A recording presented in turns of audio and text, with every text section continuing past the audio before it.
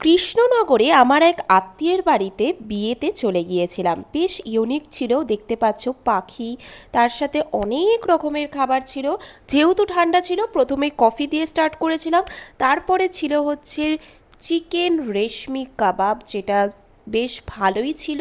তারপরে ছিল হচ্ছে একটা পনির বল, যেটাও বেশ ভালো ছিল। আমার সব থেকে ভালো লেগেছে এই রাবড়ি দিয়ে যে জিলিপিটা ওরা বানিয়েছিল, ছোট্ট ছোট্ট জিলিপি, তার উপরে রাবড়ি সর দেওয়া, খুবই টেস্টি ছিল। এটা তো খেয়ে আমার সব থেকে বেশি ভালো লেগেছে। এরপর লাস্টে এখানে ট্রাই করেছিলাম হচ্ছে ভার্জিন মোহিতো, যেটা এখানে দেখতেই পাচ্ছ কি সুন্দর একটা স্টল দিয়েছিল। স্টলটা দেখেই আমার প্রথমে খুবই সুন্দর লেগেছে। তারপরে আমি বললাম যে এটা ভালো হবে বানিয়ে দাও, তো ওরা ভার্জিন মোহিতোটা আমাকে সাজেস্ট করলো, আর সত্যি এটা খেতে খুবই ভালো ছিল। আমার শাশুড়ি খেয়েছিল বাটারস্কচ ফ্লেভার, যেটা আমার শাশুড়ির একদম ভালো লাগেনি। এরকম তো